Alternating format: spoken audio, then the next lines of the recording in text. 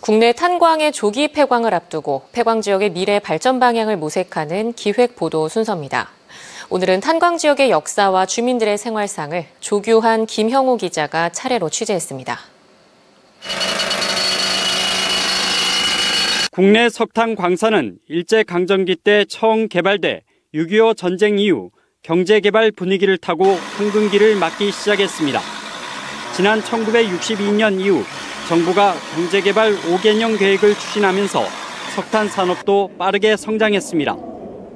60년대 후반부터 70년대 후반까지가 가장 전성기였어요. 그때는 여기 인구가 읍단의 인구가 5만이 넘었으니까. 강원도 삼척군 정부는 한때 광부들을 산업 전사로 부르며 이들을 격려했습니다. 우리 경제의 중요한 부분을 점령하고 있기 때문에 또 여러분들이 지금까지 어려운 여건 속에서도 잘 인내하고 또 꾸준히 정부 시책에 잘 호응해 주셨기 때문에. 하지만 국제적인 에너지 소비 형태의 변화는 석탄 산업의 운명을 바꿔놨습니다. 석유가 석탄을 대신하고 도시 가스와 같은 청정 연료가 보급되면서 국내 탄광들은 생산성 악화 등으로 밀려나기 시작했습니다. 네, 우리나라 석탄이 되게 소중한 토종 에너지였지만 그 석유라든지 가스같이 좀 더 깨끗하고 효율적인 에너지로 전환이 이루어지면서 급기야 지난 1989년 석탄 산업 합리화 조치가 단행됐고 탄광 지역은 날로 쇠퇴해 한때 300곳 넘는 탄광은 지금 4곳으로 줄었습니다.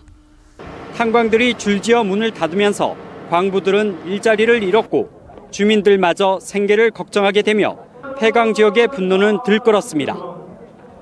국가기록원에서 발굴한 당시 정부 자료에 따르면 정부 부처들은 탄광 이직자와 사업자, 석탄 산업 육성을 위한 방안을 모색했지만 갑작스런 탄광 지역 위기를 막지는 못했습니다. 탄광 지역은 또다시 들고 일어났습니다.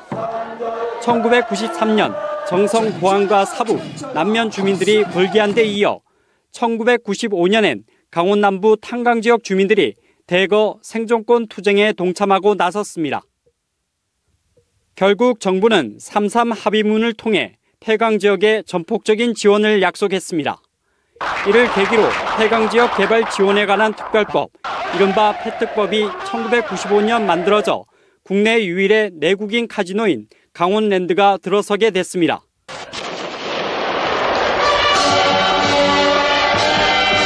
이후에도 1999년 12월 12일 태백, 2000년 10월 삼척 도계에서 생존권 투쟁이 잇따라 열리면서 폐광 지역 지원이 추가로 이뤄졌지만 경기 침체는 나아지지 않았습니다.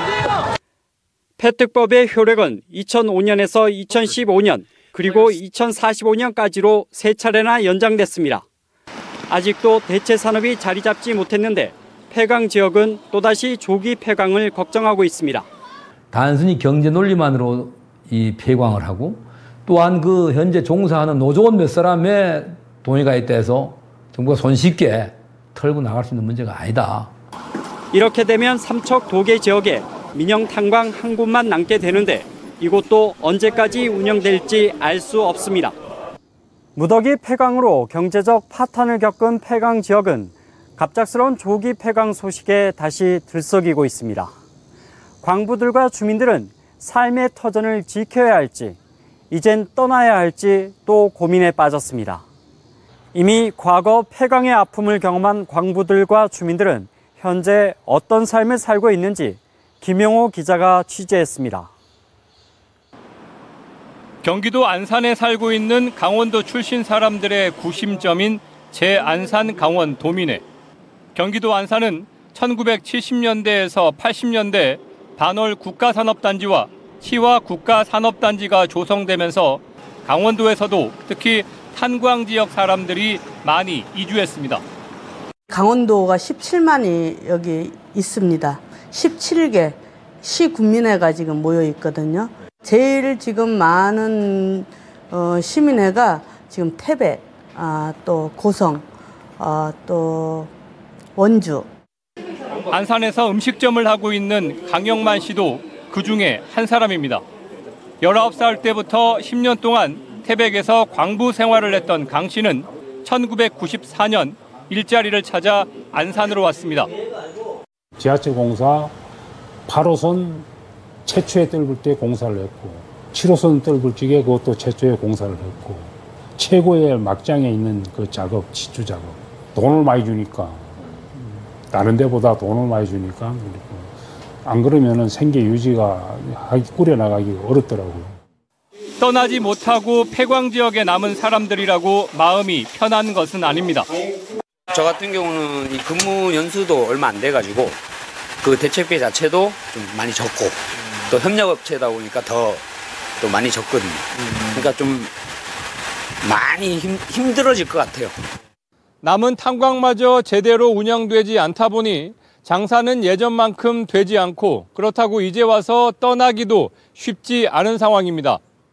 그때는 가불병이 도니까 24시간을 영업을 했는데 지금은 거의 병반이 없잖아요. 지금 없으니까 더 힘들죠.